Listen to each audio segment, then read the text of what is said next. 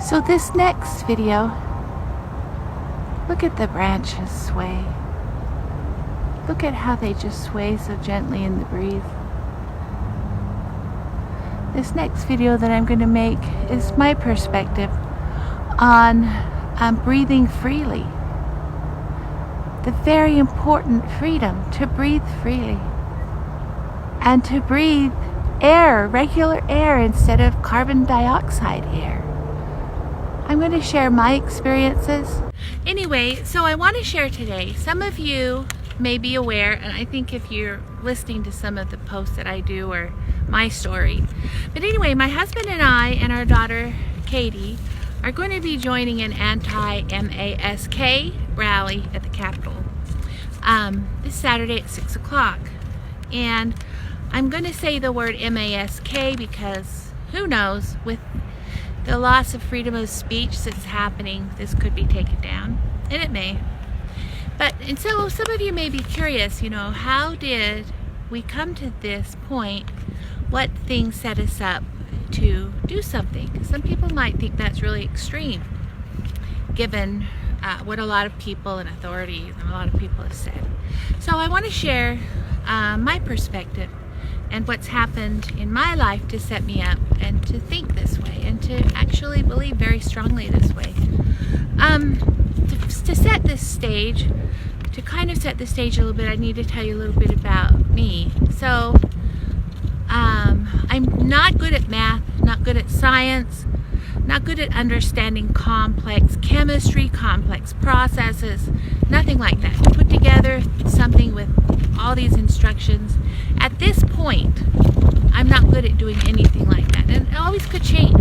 But so far in my life, oh, the breeze is heavenly, and I can see all of the branches moving around.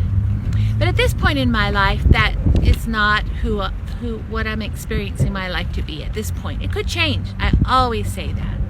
So I want to share, though, but something that I am good at, some of the gifts and talents that I do have, is listening to my inspiration and the voice from my prayers being answered, or from Heavenly Father, or whatever creative universe you might want to call it if you're not a Christian, because there's a lot of people who believe in a creative source, they just don't have a name for it. But how I'll talk is my Heavenly Father. And so what I want to share is, so a long time ago when I was in Sunday school, was I 10 years old, and we had a lesson about the second coming. And I remember standing in the foyer, and the church was the one, it's by Hunter Park. It's now gone. There's a school there now, but it was on 3500 South and about 6000 West. I think Whittier or Webster used to be across the street, one of those schools. Anyway, it was a church there on 3500, and we just barely had this lesson, and I remember thinking, oh my gosh, and so often the lessons about the second coming are full of trauma, and there's no miracle mindset in it at all. There's only such traumatic things that I was really scared. And I remember thinking in my mind, wow, I don't know if I'm going to be strong enough for what's happening in my life. I don't know if I'm going to be strong enough. And I clearly heard inside of my mind, Christine, don't worry about it. Everything you need will be given to you at the right time. I was like, a sigh of relief. So I often get inspiration from an inner voice or an inner knowing, and often specific words. And so this is important for sharing what I'm going to share, to understand this about me. And another time, and I'll share a few more so you kind of get that I'm not just making this up as I go along. I mean, I don't think you would think that, because I think you can get a chance. I'm pretty authentic.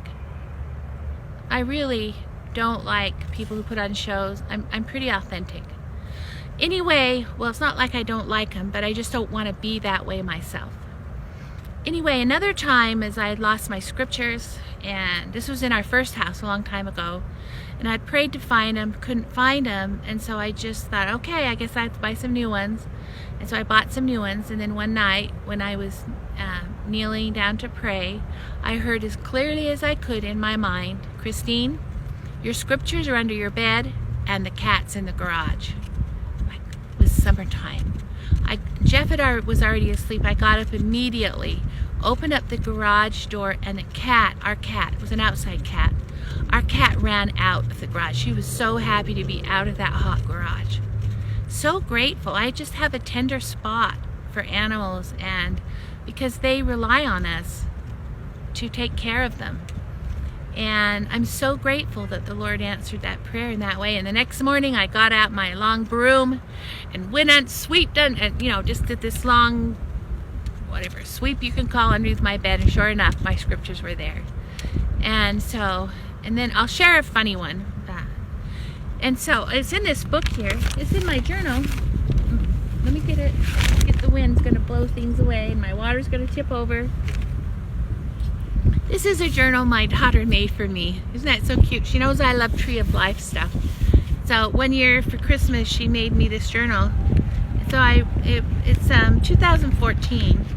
And so see, these are some of the artistic pages in there. And there's another one too. I like it a lot. And I wrote in it. But anyway, so I'm going to share something that happened. Here's a little page. It's pretty funny. It's on Tuesday, December 31st, 2014. And I'll just, instead of reading it exactly, I'm just going to share it. So, I was having preschool that day, and I remember a little child came in the house, and I had this great big fat fly going bzzz. You know how some flies can be really fat and big?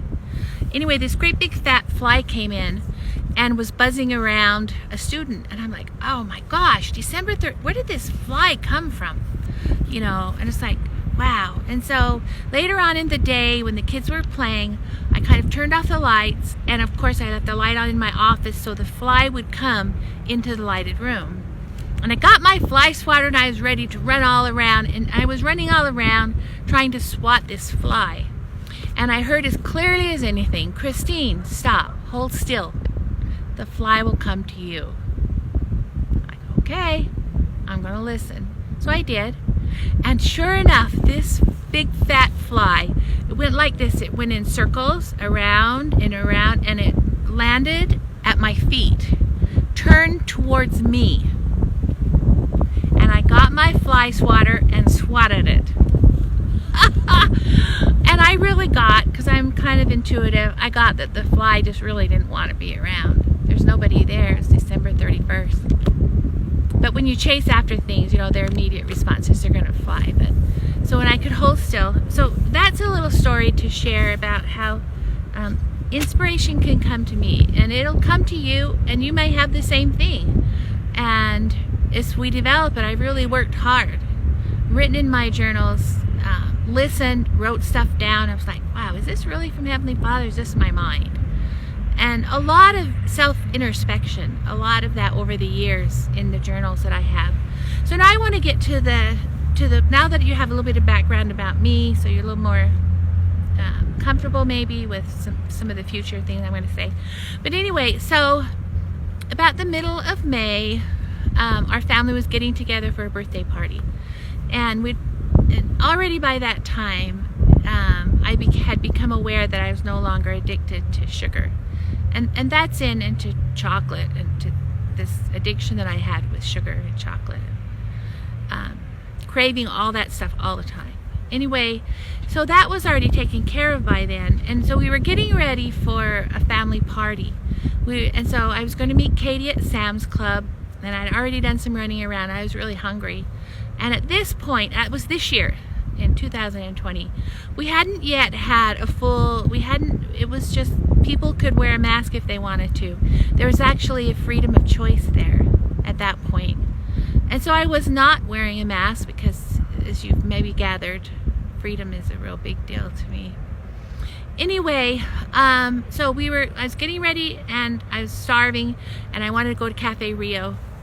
And so on the way, and I noticed Cafe Rio was open so people could go in, and I heard as clearly as possible, Christine.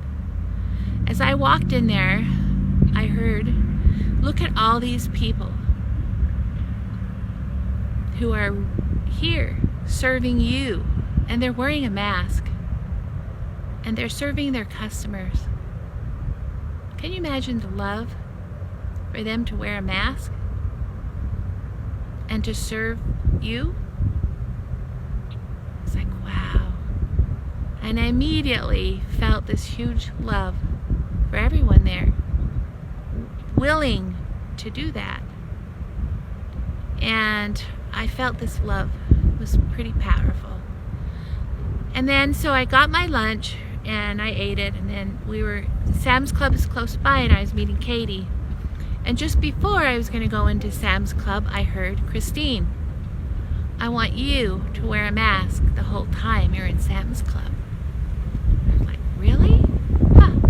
I will. Should be no problem. Should be easy. I mean, I didn't think anything of it. So I picked up this mask. I'd already bought one.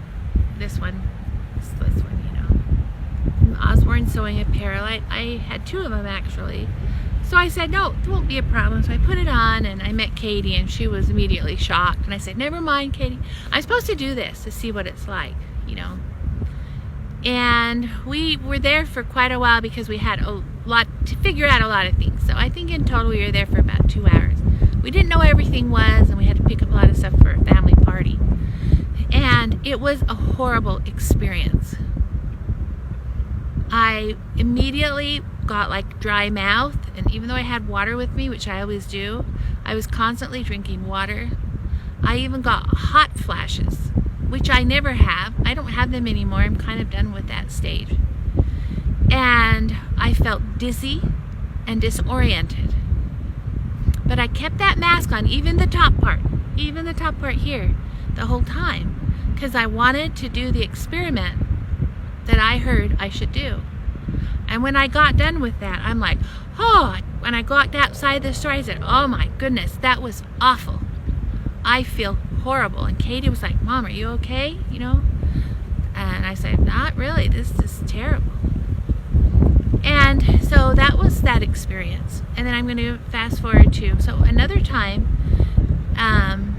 anyway, that's that experience. And then, so I want to share another one. So about the 22nd of May, I started to feel, I shared this in a video that I did about, I hope you can learn a lesson that's doesn't cost you a lot of money. I hope you can learn what I learned so you don't have to pay a lot of money. That was a video a few times back.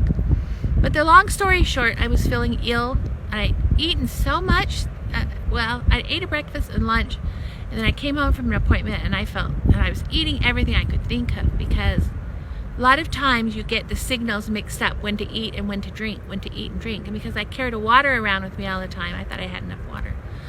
And so I actually heard a voice again.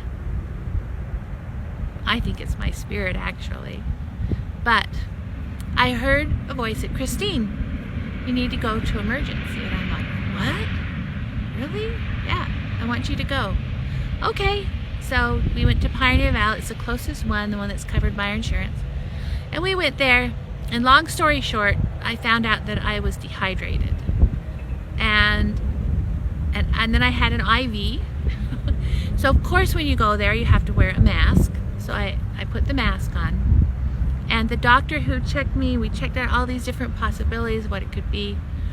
And then he also checked my oxygen level. You know, you're putting the little, whatever it's called, on your thumb or one of your fingers. And I was actually low in oxygen. I actually needed to have breathing tubes, whatever they're called, also.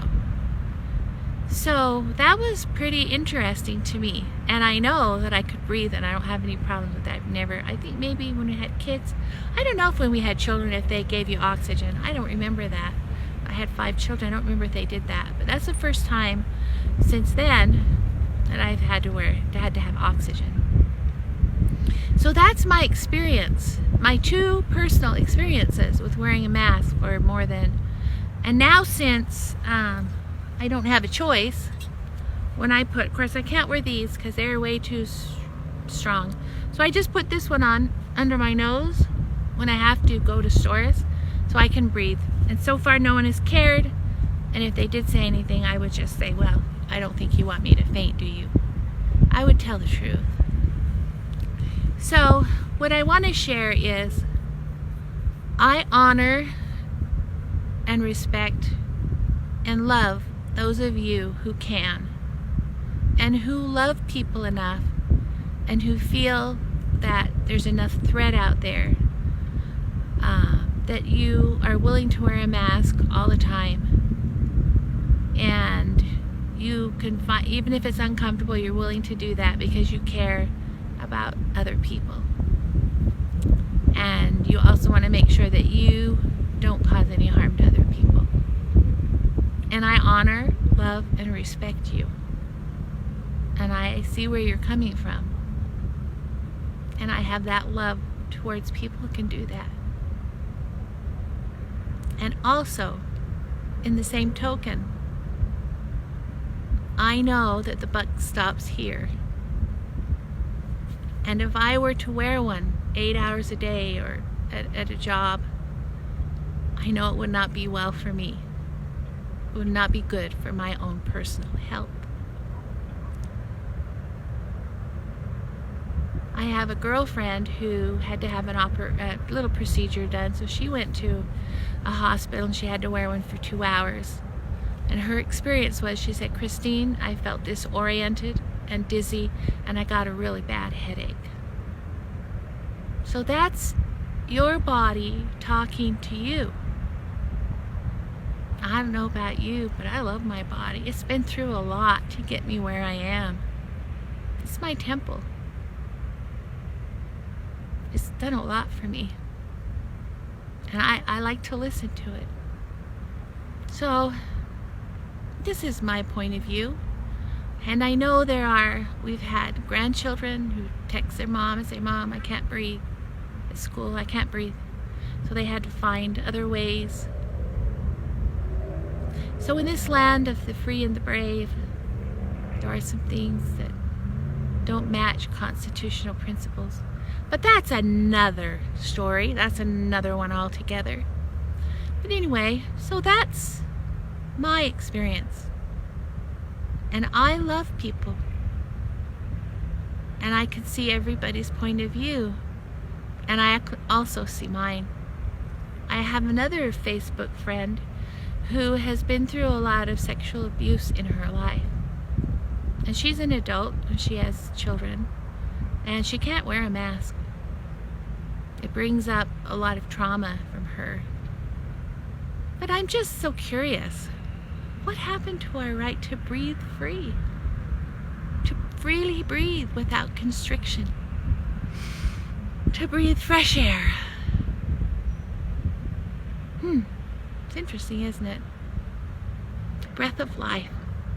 Anyway, these are just some my own personal perspectives, my own personal experiences, and by saying these things, I'm in no way, hopefully you will understand that I'm not making anybody wrong.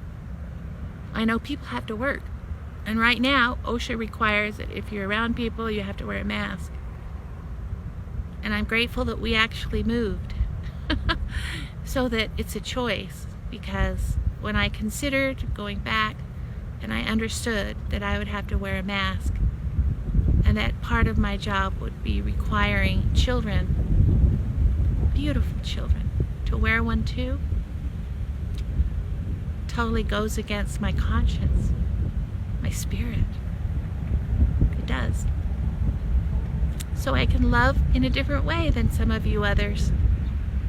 And I also see some really big flags for our own personal freedoms.